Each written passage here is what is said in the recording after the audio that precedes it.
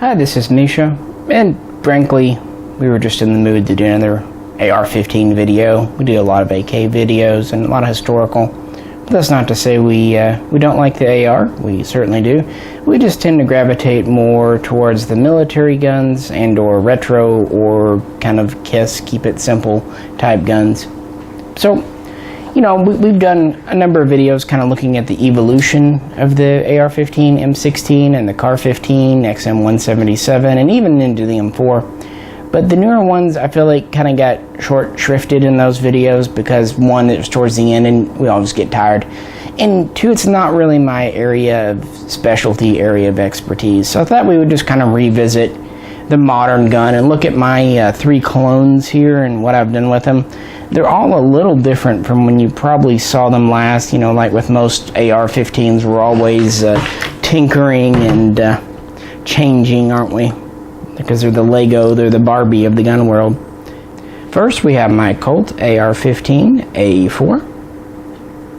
It's been modified a bit, and we'll get into that later. This is the full-length rifle used by the Marine Corps as their standard issue up until quite very recently, frankly. Then we have my Colt LE6920US. This is an M4A1 in a SOCOM Mod Block I configuration. It's a carbine, as you see, adjustable stock, 14.5-inch barrel with an attached Surefire flash hider. And the M4A1 and the whole SOCOM Mod program have a very interesting history that actually dates back to the mid-90s, believe it or not, and have seen rather extensive use during the Second Iraq War, Afghanistan, and in many other things to this very day, 2018. This is basically a de facto standard issue.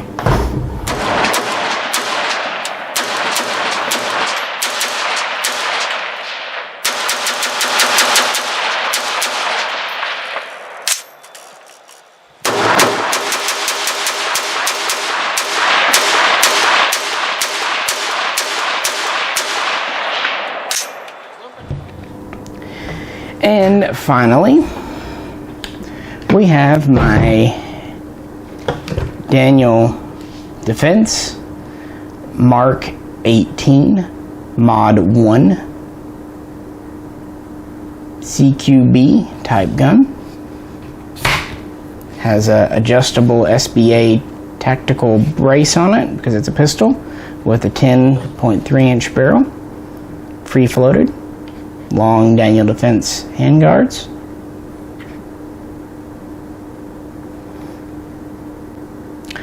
And really this gun can trace its roots back to around 2000 and has seen limited but very notoriable use by not just the Navy but also the Marines, Coast Guard, and other special forces. It's one of the most famous guns, and it's the most compact version of the AR-15 M4 used by the military, at least as standard. Go ahead.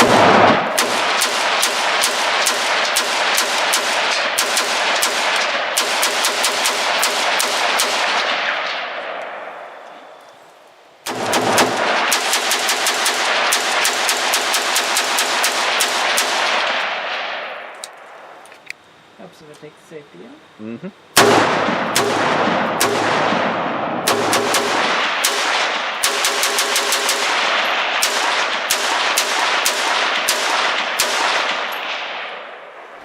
So yeah, we'll kind of cover these a bit and just visit them, and yeah.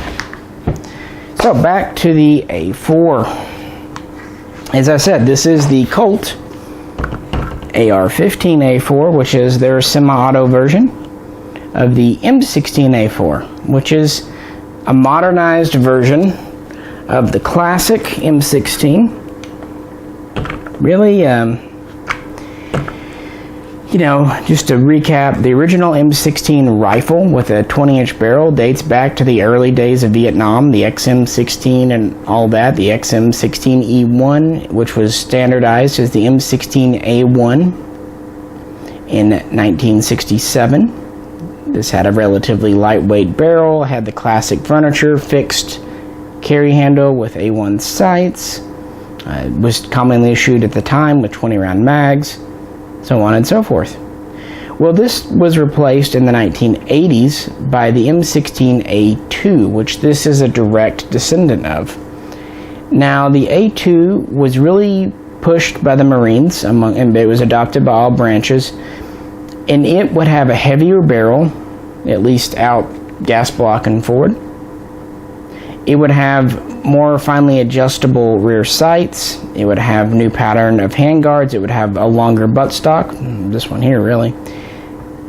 It would still have a fixed carry handle, and it would replace the safe single shot semi-auto, full auto selector of the M16A1 with a safe semi-auto 3-round burst. So that was the M16A2, which really was adopted in 1985 to 86. Some places say 82, but they really weren't in the field much at that time. Really another big change. It spearheaded the shift from the 1 in 12 twist with the 55 grain projectile to the NATO standard 1 in 7 twist with the 62 grain projectile. But in reality, these really didn't start to filter down to the soldiers to the late 80s, and even many units were still getting them during the first Desert Storm, the first Iraq War, 1990-1991 time period. That was the A2. Now, just for completeness' sake, the A3 was the exact same gun, fixed carry handle, as the A2, but it retained the full auto setting as opposed to 3-round burst of the original A1. Now, the A3 was always a variant that Colt would offer, but it was only purchased by the U.S. Navy in limited numbers. Really, the Army didn't grab any, but the A3 was very popular with foreign commercial military sales. Most places didn't like the 3-round burst except for the U.S. military. The idea behind the 3-round burst was that it would conserve ammo, of course. It would keep, on target better, as opposed to just full auto fire,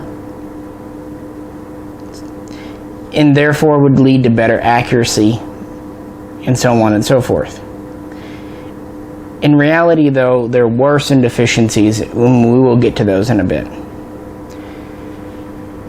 Well, by the 90s, Picatinny rails, first starting off as Weber, then being standardized as the 1913, the Picatinny rail became increasingly more popular. So in 1997, Colt started working on the M16A4, which was little more than an M16A2, but with what we would call today a flat top style upper receiver. So Picatinny rail from here to here. Now they would, offer them with a removable carry handle. So you could either use the traditional iron sights, or you could take those off and put on a device like ACOG here. Well, my knockoff ACOG. And of course, iron sights and all that. The Colt model 901 and 903 would spearhead this, with the flat top being full auto or 3-round burst, and the A4 would be the 3-round burst model. Well, also at this time period, to kind of scooch into the M4 a bit, most of the military was transitioning over to the M4. It was adopted and started to really see service in 1995, 96. So most places, namely the Army and Air Force, were going to the M4. But in 98, the U.S. Marines decided instead of switching to the M4, they would go to the M16A4, gradually phasing out the M16A2. Now let's be clear, at this time period, the A2s in service weren't that old, so they weren't just dumping them immediately. It was a very gradual phase out for the M4 and then the M16A4 here. They would do tests on the A4, and because of the longer gas system, the 20-inch barrel, it would prove more reliable. It had a slower cyclic rate. Of course, it had the 3-round burst. Then the carbine, they would really experience very few malfunctions with these. By this point, the M16 design was pretty well solidified. They had it down. So what they would really do in the early 21st century with the M16A4, they would accessorize it. They would add a Knights Armament Company M5 rail system, which this has here, rifle length, and this would turn it into the modular weapons system, MWS, and that would allow them to attach more devices. Also at this time, the carry handles would increasingly be taken off, even though the guns are still shipped with them usually, and they would put on an ACOG or other optical device, but usually with the Marines it was an ACOG, and then a backup iron sight, typically a MAWTAC like this. It's on here. The handguard, when not in use, would have these Knights Armament rail covers, very sturdy, kind of replicating the feel of a M16 handguard when they're all put on. But as needed, they would take covers off and they would put on things like this Knights Armament foregrip, this Harris bipod, and usually laser devices or flashlights. I just stuck this one on for the fun of it because I had it around. But it gives you the idea of the devices. Also, because of the bipod, put a side sling swivel on the rail just to use up some real estate and show you. I thought it was kind of neat. Why not?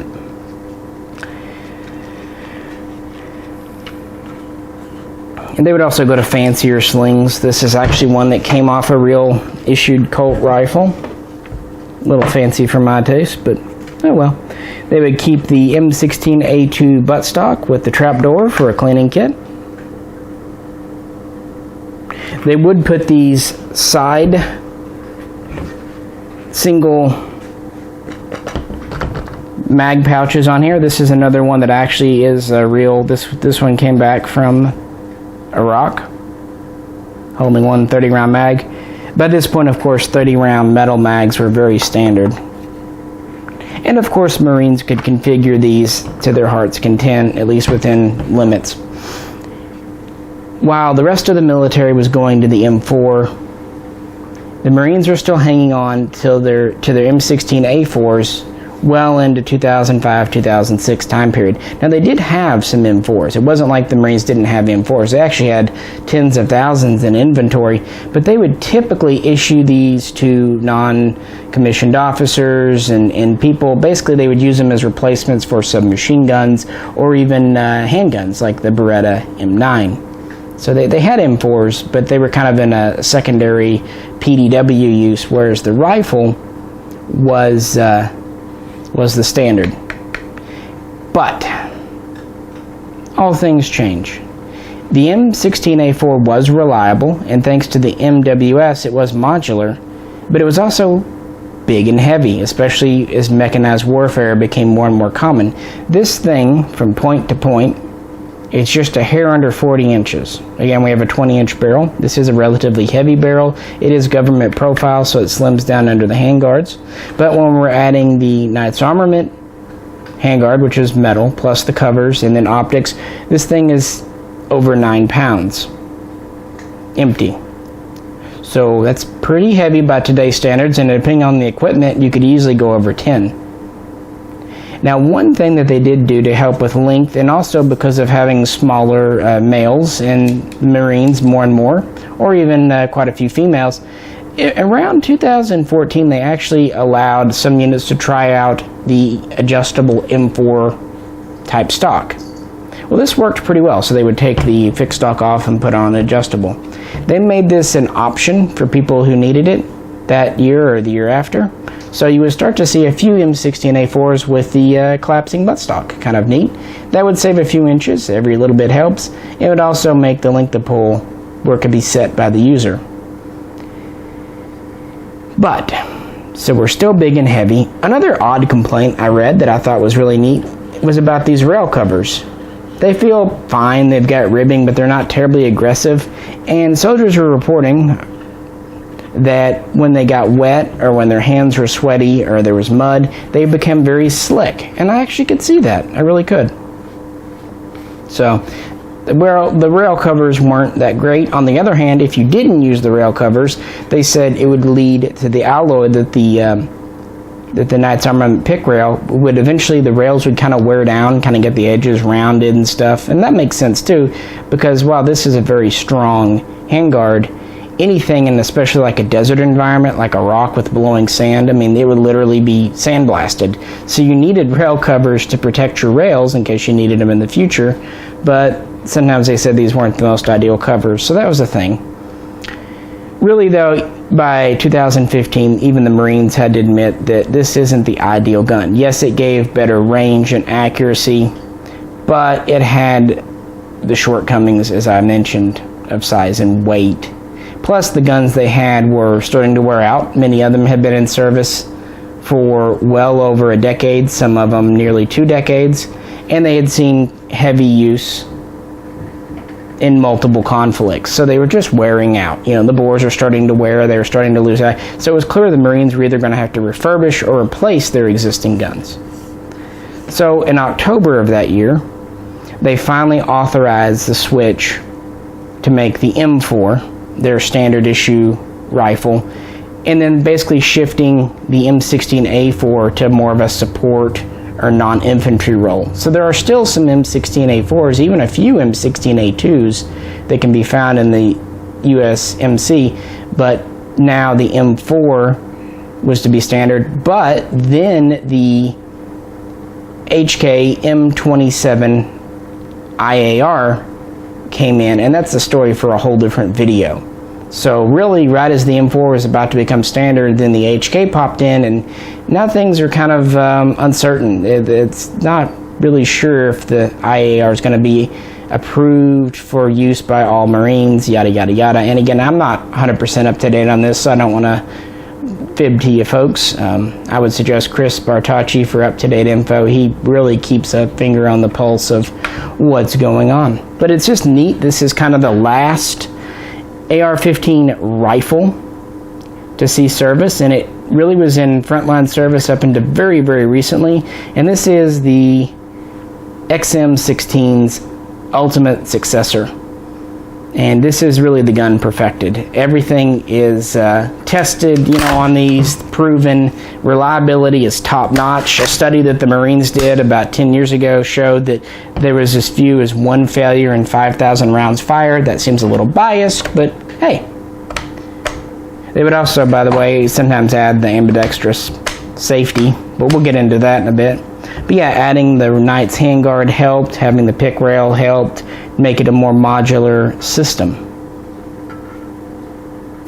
Now these Colt AR15 A4s, which we've talked about in many videos, so I won't bore you too much, are pretty darn neat. I know they have some things that aren't exactly correct for a military gun, for example the M4 feed ramps, but in terms of reliability and quality, they're the tops.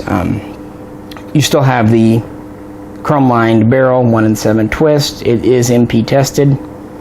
You have an M16 spec bolt carrier group, meaning it has an uncut carrier, properly staked gas key.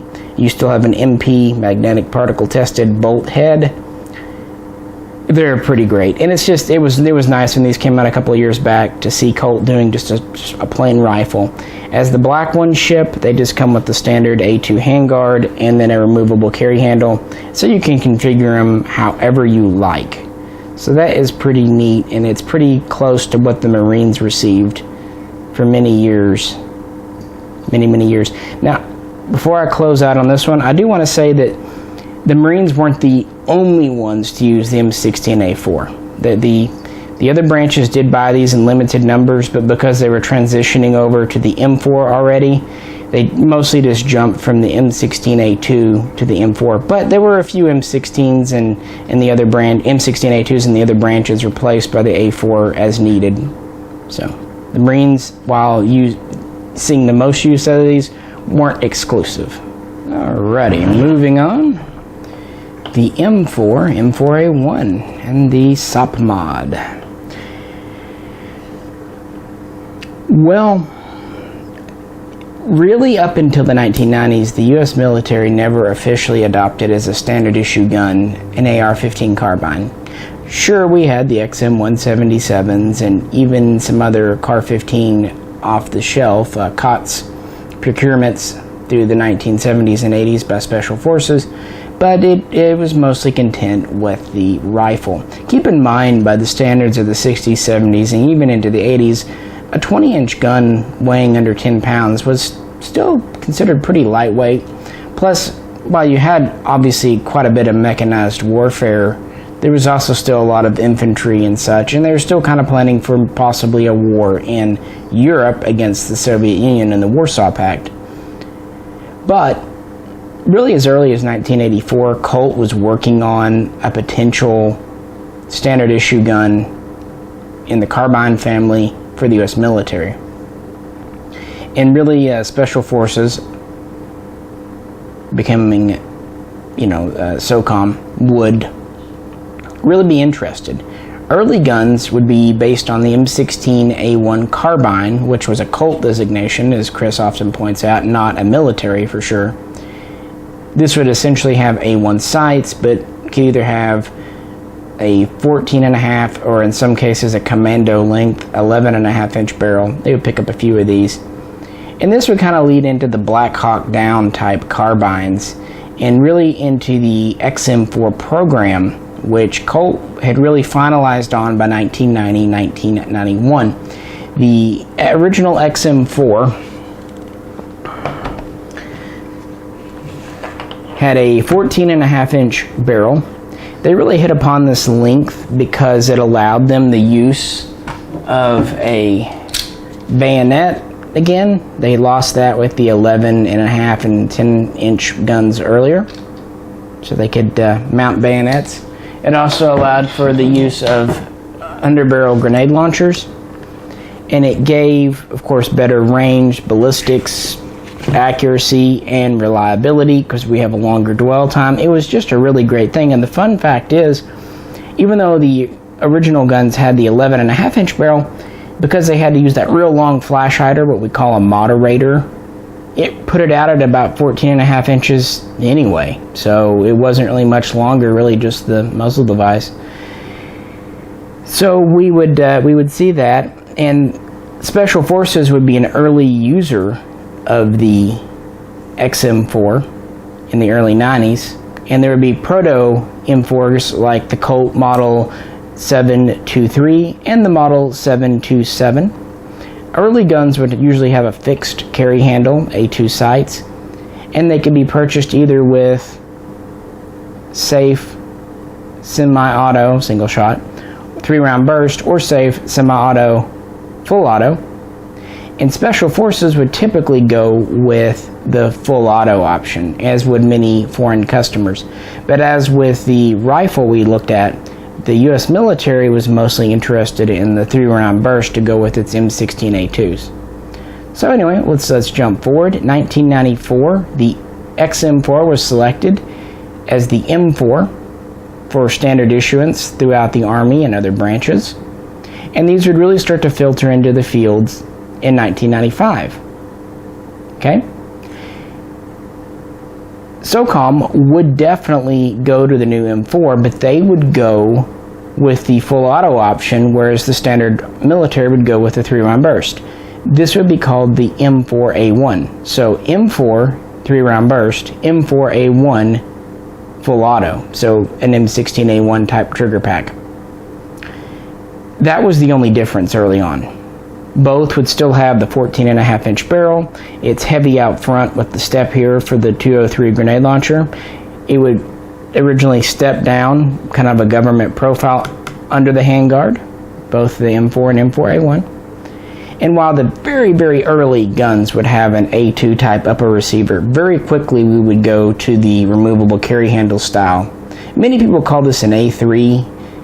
It's not really correct. That was a commercial designation. It was like the A4 upper here, which are,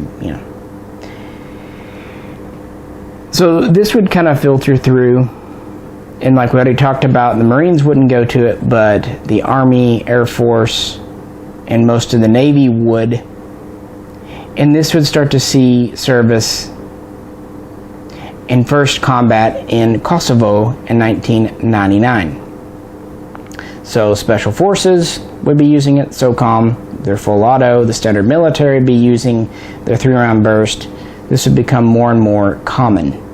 Now backtracking a bit, a program was started in 1989, at least the idea, the genesis, for what we know as the SOP Mod, Special Operations Peculiar Modification Program.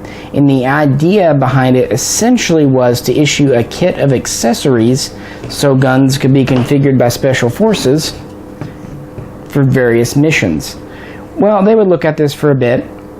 By 93, they would kind of lay out what they would like for this kit to include. And then the Naval Special Warfare Center, Crane, would get involved. And that's where the original SOP Mod Block I would kind of spawn from. Now, the earliest Block I's could be traced back to 95, 96, so very early on. This is really when the Picatinny rail was just coming onto the scene. They would, of course, have the removable carry handle upper, and the original guns would have this Knight's Armament quad rail, just like we saw on the A4. But of course, this is what they call a rail interface system. For the M4, it's carbine length versus the rifle length. And those are the two things that really allowed this to accept the Block I accessories. Now, I am not even going to try to memorize all of it. I'm not great with accessories because most of them are very visual, folks. But the accessory kit for the Block I had a few different optics, mostly Trijicons. It had flashlights, various lasers. It had the Knight's Armament foregrip that's on this one. It would phase into using sound suppressors, basically what people might need. It even specified different slings and carrying cases. So it's really not the handguard that's technically part of the Block I, although the Knight's Armament is part of it. It's all the accessory kits that can be used to configure guns. So the SOP Mod would start to come into service in the late 90s, early 2000s. Now, after experiences in Kosovo and other places, SOCOM was reporting problems with the M4A1 being used heavily in full auto with the standard weight barrel. Now, I'm not going to go too deep into all the complaints. There were some of them that were kind of legitimate. Some of them were just how they were being used using the guns, like running hundreds and hundreds of rounds through them to the point the barrels were red hot, and then the barrels would fail because they were red hot.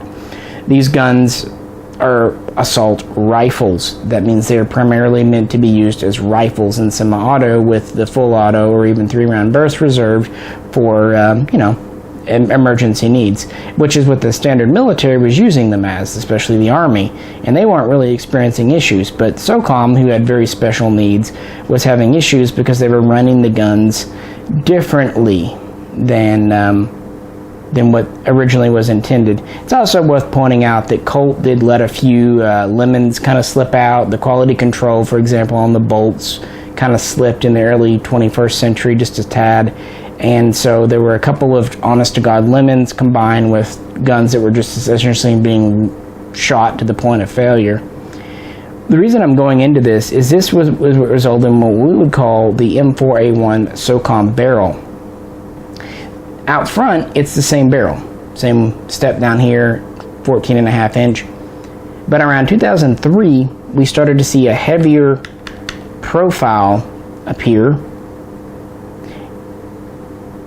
And this was hoped to help it work better in full auto. And by that I mean it gave extra weight, which is always nice in full auto. But it gave it basically a better heat sink. The heavier barrel would heat up slower, so therefore could fire more rounds before getting to cook-off levels and then even failure levels. This would appear around 2003, maybe 2002, at least in some numbers. Colt called this the 921HB, whereas the standard M4 with full auto was the 921. But because of these experiences, this is what led to the whole SCAR program, where Colt and FN competed. And there's a lot of back and forth. That's really for another video, but that went on for a number of years, where SOCOM was basically wanting their own gun. They had the M4A1, the newer barrels were starting to come into use.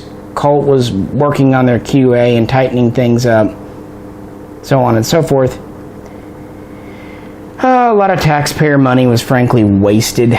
Originally, the SCAR was selected. Colt's entry was pretty good, but SCAR was a whole new gun. The Mark 16 SCAR was in 5.56 NATO. The Mark 17 was in 7.62 NATO. Both were originally selected, but then around 2006, 2007, in that time frame, the Mark 16 kind of got pushed out, and they decided not to go with it because the newer M4A1s were working better, and there wasn't really enough of an advantage with the Mark 16 FN SCAR to warrant replacing everything. So that's kind of why the SCAR 16 died on the vine by 2008. Now the 17 went on for limited but definitely more success. And that's where this critter really comes from here. This is, like I said, a Block 1, or we could even call it a Block 1 phased clone. It's about 33 inches, so quite a bit shorter than the rifle. The original M4 profile, government profile, 14.5 barrel. With it, the gun weighed a little under 7.5 pounds. When they went to the heavier profile and started adding more gadgets and stuff, it only really increased the weight, not counting scopes of course, to about 7 3/4, 7.75 pounds. So about 1/4 pound gain for the extra barrel.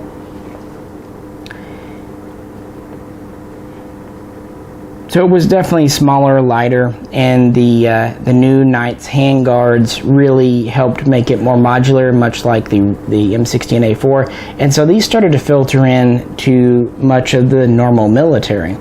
Now there was kind of a transitional period with the Block 1 phased replacement, where you can see either handguard type, the original Knights or the Daniel Defense, and the accessories issued with it changed. Suppressors became more common. There were more devices, for example, Insight, different things like that. Again, I'm not going to try to list it off. I put an HK mag in this because why not?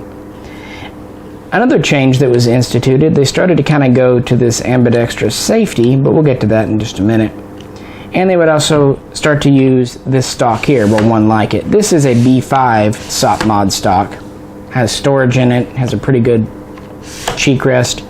A lot of these will still have just the M4, even the Ar-15 stock early on.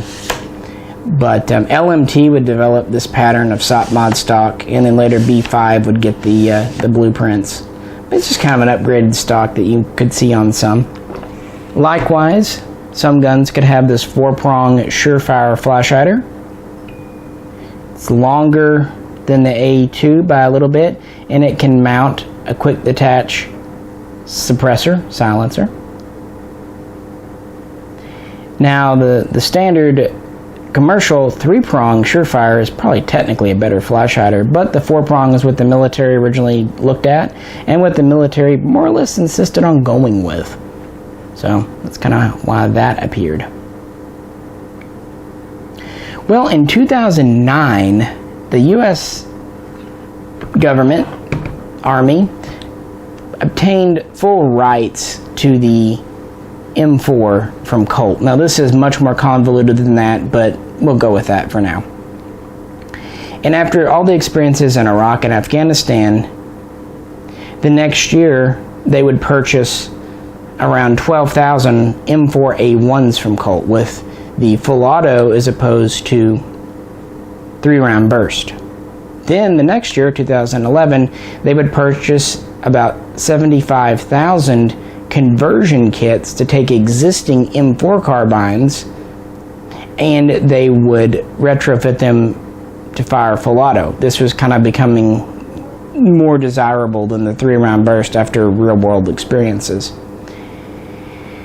Well, in 2012, there was a push to buy 120,000 more M4A1s, but not from Colt. Because of the legal and property and everything, they were originally going to get them from Remington. They were going to send the contract to Remington, but this fell through. A lot of reasons. Colt pitched a fit. Remington had some manufacturing things, yada, yada, yada. This delayed it, but eventually a court order came down saying Colt had no right, and so the contract went forward, but it was given to FN, FN USA, who had already been making the M16A2 and A4 and several replacement parts for a very long time. So there was a major contract in 2013 for 120,000 M4A1 full auto capable guns, which that contract was scheduled to wrap up this year, so that should be over now. So the military, namely the Army, had quite a few guns in the M4A1 standard. The Knight's Armament, as well as other rails, would become more standard. The ambidextrous safety would get dropped in. And even by 2013, the Marines would have quite a few M4s in inventory. They would just use them in support roles. But like I said, by late 2015, they would decide to make them the standard. And the gun has really proven itself time and time again. This is still the standard issue.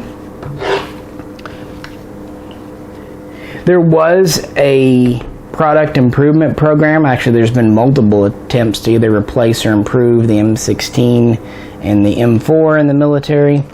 There was a pretty big one in from about 2012 to 2016. That's actually where the safety came from.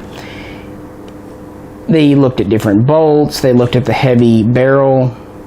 They looked at all kinds of different things. In the end, by 2016, they decided most of the proposed changes really weren't worth it, that the current guns were good enough. The heavy barrel was kind of appreciated. The safety, making rails as standard, optics as standard became good. They also approved polymer mags, for example, the mag pull that's in the next gun we're going to look at. So they did do a few things, but more or less by 2016 they said, you know, the M4A1 is good enough. Nothing else out there is a substantial enough improvement that it's worth the money and time to kind of rearm. So what they did, they just overhauled a lot of the existing M4s to the new standard, adding a few things here and there. And that is why this is our standard issue to this day. And probably will remain so for time to come until there's really a major jump forward. And for our final modern AR, we've got the MK18 Mod 1. And this is a very closely related gun to the SOP Mod program.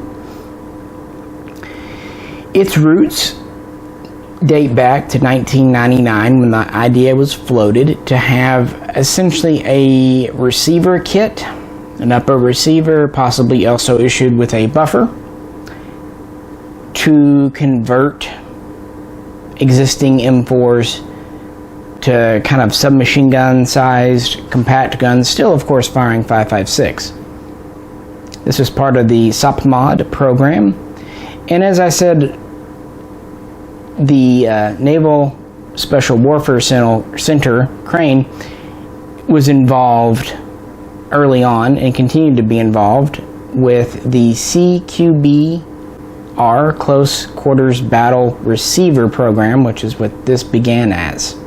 So 2000, work really started to go, and the very first receivers or kits were cut down M4A1 guns. They would basically take a Colt 14.5-inch upper and cut the barrel down to 10.3 inches. Other modifications were done over time as they learned. For example, they would open the gas port up for better reliability with such a short little dwell time. They would also modify the bolt They would go from the 3-piece gas ring to a McFarland single piece. They would put a little O-ring around the extractor spring, and they would go from a 4-coil extractor spring to a 5-coil commercial extractor spring. Really, the O-ring and the extra power spring really got that bolt to grab the hell out of the casing and pull it out no matter what. So they did some mods to make sure reliability, because the guns really under 14.5, definitely under 11.5, have always been pretty notorious for not the best reliability. But this was originally not made for, of course, long-range shooting. It was for commandos, Navy SEALs, boarding parties, bodyguards, kind of close protection. Basically, it was a submachine gun that could fire the standard cartridge and use standard mags and standard parts.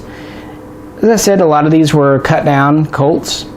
Some were even rebuilt on older receivers, M16A1 or even XM16E1 lowers, just remarked. And yeah, they would be integrated into the SOP Mod program.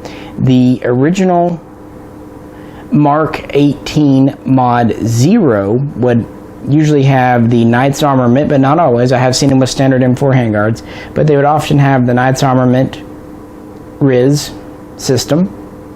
They would have a fixed front sight, basically looking like this gun here. And they would have first have cut down carry handles, which I think look really cool. So originally they would just be issued with iron sights because, again, close quarter gun. Of course, they would have standard stocks. Later they could have the SOP Mod stock, or anything else really, just whatever they put on them.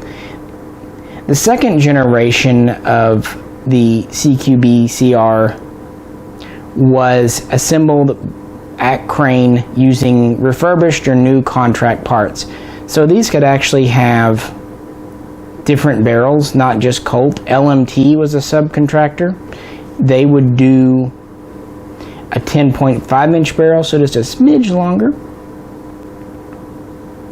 Moving on from there, the next receiver type, we would have a Colt contracted upper, where Colt would supply a 10.3-inch upper, and they would be issued as a kit. This could be done with or without accessories.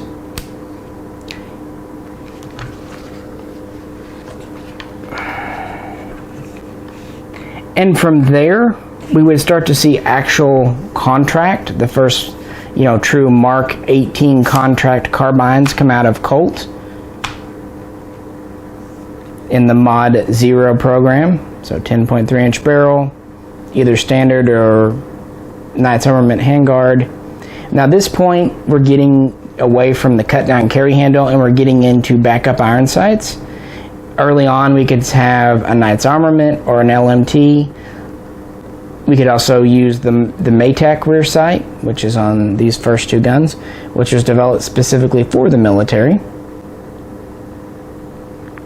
We would also have a Knight's Armament flash hider, which had the ability to mount a quick detaching sound suppressor, which was very popular with boarding crews.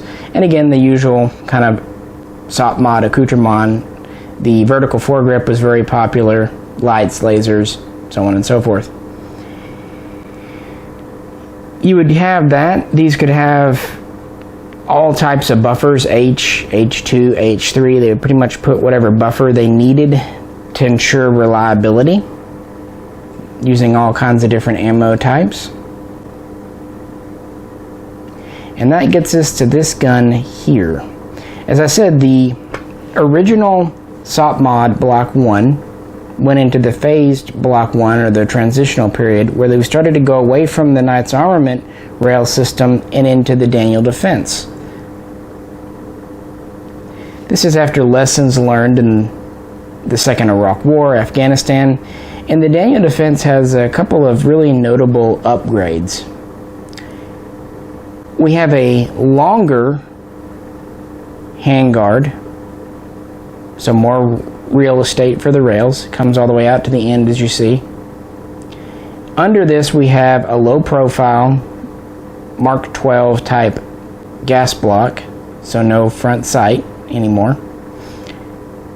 And because this isn't touching up here, this is a free-floated barrel, so a little better accuracy and a little better cooling and everything else. So this was the new handguard system, which would come in towards the end of the Block I replacement, and then is become really the iconic SOCOM Mod Block II handguard. And of course with this we would go to a flip-up front sight and a flip-up rear. Now these aren't correct. There's a few different ones, but these are just what I had around when I was digging, kind of putting this gun together. I realized that I have quite a few different rear sights, but I don't have many folding front sights. These came off a SIG. I was told they were Troy, but I don't know. They look Troy, but I think they might be a SIG knockoff of a Troy. Either way, they seem appropriate. And you'll see different optics, of course, starting to be issued. They kind of went away from relying on the iron sights. These are Daniel Defense rail covers. They're kind of an improvement over the Knights. They're a little more tactile. They're more rubbery. They definitely are less likely to slip. Now, I would love to be able to put a vertical foregrip on this, but because it's a pistol, I can't. I did put this little combo light laser that I just found in the bottom of a box on it.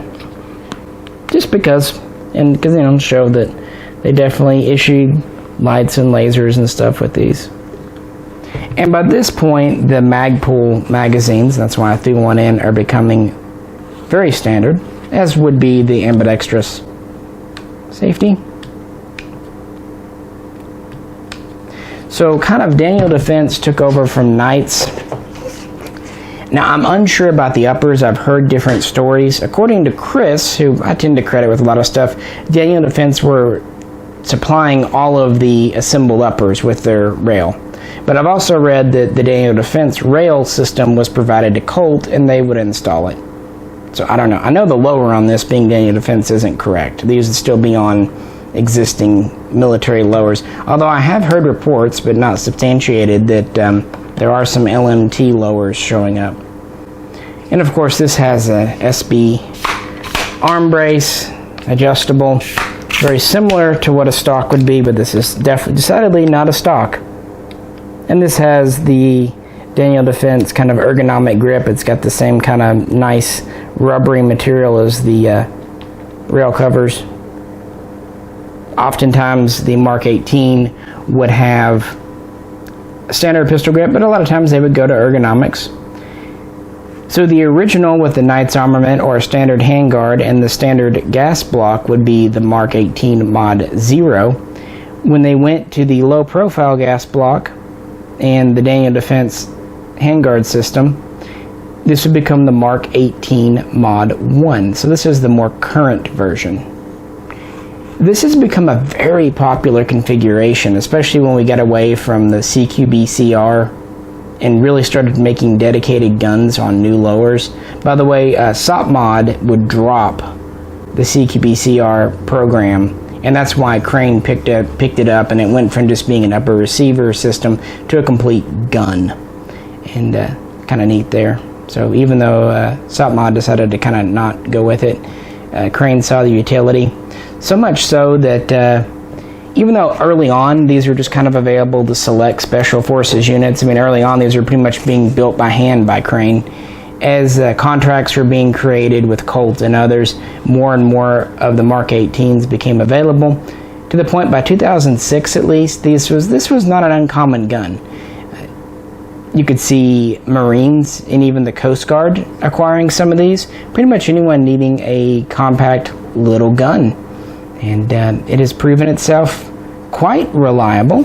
Sound suppressors are often issued with these. This has the Daniel Defense. I'll show you here. It's got a little notch on the bottom for a QD suppressor. It's very similar to an A2, but the ports are a little larger and wider spaced. But similar concept. Now this still has the M4 government profile barrel. I don't know if they really did any of the A1 with the heavier underneath, because the thing about this, they were trying to still make it, you know, reasonably light. It is quite a bit smaller than the standard gun. We're at about 29 to 30 inches depending on the muzzle device, so we're saving a number of inches from the standard M4. We're also saving considerable weight the Mark 18 really comes in at under 7 pounds, about 6.5 to 6 3/4 depending on configuration. So about a pound lighter than a standard M4, give or take how it's set up. And to date, roughly speaking, about 10,000 of these have been built or ordered in our military service, so pretty significant number. You know, this has kind of replaced the need for any type of submachine gun. Most places in the military replace the submachine gun with the M4 anyway, but for those who really needed a compact gun, this has come in well. It's also replaced some M9s in the pistol category. So this is a nice little complement. It's kind of the carbine version of the AR15. So yeah, I wanted to do some justice to the modern AR. Hope you enjoyed it. One thing I didn't mention, I talked about the semi-auto AR15 A4. This is the Colt LE6920US. It pretty much comes from the factory as you see it here. It's an M4A1 SOCOM, so it comes with the Knights Armament rail system. It even comes with the foregrip. It has the heavier barrel. It comes with a extended A2 flash hider pin and welded on. I did take that off and put on the Surefire because a very generous client of mine gave me this Surefire flash hider. I was very happy about that, and still I'm very tickled. It's a long story, but let's just say there are still good people out there that are decent and honorable. We had not a disagreement at all, but we were both kind of between a rock and a hard place, you know, and that was his way of settling up, and it was more than fair. Put my aim point on here. This is a real aim point. These just come with the rail. Now they do come with the Maytag rear sight. They do come with the safety. They do come with the property markings. They come with one metal Colt mag and spare rail covers. They come with the standard M4 buttstock. I just put my B5 on because I like it. They do have an H2 buffer inside, so this thing is pretty ready to go. Just throw on an optic and you're good. You know, change out stocks and grips at your leisure. These just came out and they're a limited production gun as far as I know. Now the Daniel Defense is also kind of a unique gun. They're not easy to get a hold of, especially in black like mine here, because that's just kind of how I roll. They are really priced about the same as the Colt, and since Daniel Defense kind of has the current contract for at least the rail system and the uppers for the Mark 18, it's pretty authentic, and it has Mark 18 on the lower. Haven't really done much to this. Like I said, I added this here, added the side sling mount, put on a primary arms advanced red dot, and I put on the backup sights. It did not come with any backup sights, which is a little bit disappointing, but it did have the ambi safety, and it has a standard H buffer, which actually is pretty good for this barrel length shooting standard ammo. It also has the QD sling swivel back here, which is not always found on Mark 18 Mod 1s, but is a pretty common thing. They usually use it with a single point sling, but I just don't really care for single points. This just came in with a standard SB brace, non-adjustable. I replaced it with the SB tactical adjustable here, so I did make that change. But yeah, I fired both of these, all three of these, and they're very reliable and a lot of fun. Well, I know that was kind of a condensed, even though this video has been pretty long, it's still a very condensed history of a very complicated weapon that's seen a lot of US military service. But I just felt like we've never really done the modern AR justice. So thought I would go for it today. If you like this video, do check out the playlist. We have other ARs in it, especially a lot of older ones. And also, if you could, click that like button, share, let your friends know, and if you haven't already, subscribe please. Appreciate every single one of you. And if you really like this video and just feel like being very generous and supporting us, please do check out the link to our Patreon page. This is Misha, and we will catch you very soon next time.